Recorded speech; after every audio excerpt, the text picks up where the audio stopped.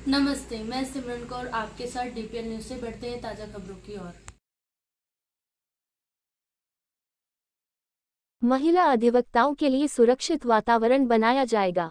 अध्यक्ष पद प्रत्याशी प्रियनाथ पाठक भोपाल जिला अभिभाषक संघ के चुनाव 8 जनवरी को होने जा रहे हैं। अध्यक्ष पद प्रत्याशी प्रियनाथ पाठक ने कहा कि महिला अधिवक्ताओं के लिए न्यायालय पर सुरक्षित वातावरण निर्माण करने का प्रयास किया जाएगा। अधिवक्ताओं के हितों के संरक्षण के लिए हर संभव प्रयास किया जाएगा, विशेषकर जूनियर अधिवक्ताओं को सहूलियत पहुंचाने का पूरा प्रयास रहेगा। उन्होंने साथी अधिवक्ताओं से सहयोग की अपील करते हुए कहा कि 8 जनवरी को अध्यक्ष पद हेतु अपना महत्वपूर्ण मत देकर विजयी बनाए और कुछ उनकी जो काम आगे करना चाहते हैं उनको लेके चुनाव लड़ रहे हैं। मुख्य मुद्दे क्या रहेंगे? मुख्य मुद्दे मेरे व्यक्तिगत जो मैं चुनाव लड़ रहा हूँ उसमें सबसे मेरा प्रमुख मुद्दा जो है वो ये महिलाओं का सम्मान और सुरक्षा।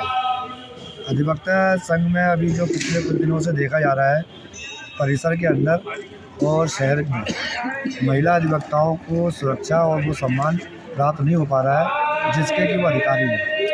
तो क्योंकि मेरी स्वयं की बहन भी भोपाल न्यायालय में वकालत करती है और मैं व्यक्तिगत रूप से चाहता हूं कि वो जिस कार्य क्षेत्र में जाए वहाँ पे उसको उतना सम्मान और सिक्योरिटी प्राप्त हो जैसा कि एक भाई चाहता है। और देखा जाए तो राजधानी की होने की वजह से भी यहाँ अन्य पूरे प्रदेश की सभी जिले की निगाह भी रहती है कि किस तरह का आदर्श हम प्रस्तुत कर रहे हैं। बिल्कुल, और जिस जगह पे जिस भी कार्य क्षेत्र में अगर महिलाओं का सम्मान और सुरक्षा नहीं हो रही है तो मेरे ख्याल से वो कार्यक्षेत्र या वो परिसर कभी भी उस शहर में सम्मान के योग नहीं माना। फिर जो नई जूनियर या कनिष्ठ महिलाएं हैं वो भी अधिवक्ता प्रोफेशन में आने में थोड़ा सा हिचकेंगी। इसीलिए मेरा सबसे पहला काम ये रहेगा कि चुनाव जीतने के बाद में हमारे न्यायालय परिसर के अंदर महिलाओं की सुरक्षा और सम्मान और विशेष रूप से उनकी बैठक व्यवस्था और उनका वो रेस्ट रूम जहाँ पे भी महिला कक्ष है जहाँ पे वो लंच के समय जाती हैं उसको सर्व सुविधा युक्त बनाना है। और वैसे जूनियर्स के लिए क्या करने की? जूनियर्स के लिए हमारे सबसे बड़ी प्रॉब्लम उनकी बैठने की है।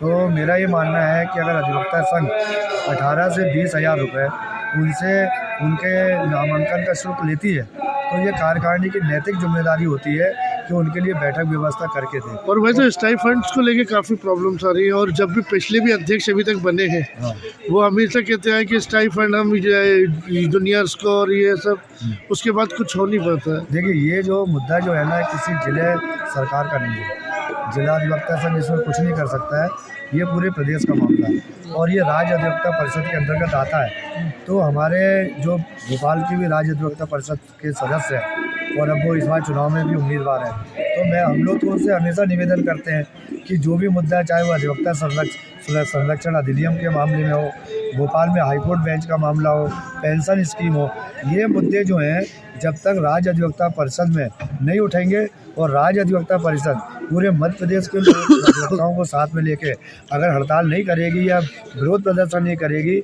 या मुख्यमंत्री उनके सामने जाके कोई आवेदन नहीं देगी तो कोई जिला अधिवक्ता संघ जो है ये किसी भी विषय में इन मुद्दों को हल नहीं कर सकता। अच्छा, और तो बड़ी समस्या क्या है हमारे यहाँ पे सबसे बड़ी समस्या जो है वो हमारे यहाँ खुद का संविधान है। 30 साल पहले जो हमारे यहाँ संविधान हमारे यहाँ का जो बना था भोपाल अधिवक्ता संघ का वो उस समय की परिस्थिति अनुरूप रहा होगा। अब ऑनलाइन भी प्रचलन बढ़ गया, डिजिटलाइजेशन भी हो गया है। अब आज की तारीख में वो संविधान जो है वो देखा जाए तो वास्तविक रूप से उतना ज़्यादा प्रभावशील नहीं है। तो मैं जैसे ही अध्यक्ष बनूंगा तो मैं अपने वहाँ पे एक नया संविधान फिर से बनाऊंगा। उम्मीद करूँ कि आपके अध्यक्षीय नेतृत्व में भोपाल डिस्ट्रिक्ट बार एसोसिएशन पूरे प्रदेश में एक आदर्श प्रस्तुत कर सकेगा। बिल्कुल, ISO मार्क मिलना चाहिए, इतना शानदार काम होगा क्योंकि मेरे को क्या कि दोबारा अध्यक्ष पद का चुनाव लड़ना नहीं है और अगर मैं एक बार बनूंगा तो मुझे किसी भी नकारात्मक जो हमारे यहाँ की शक्तियाँ हैं उनसे किसी प्रकार का समझौता करने की ज़रूरत नहीं है और मैं निर्भीक होकर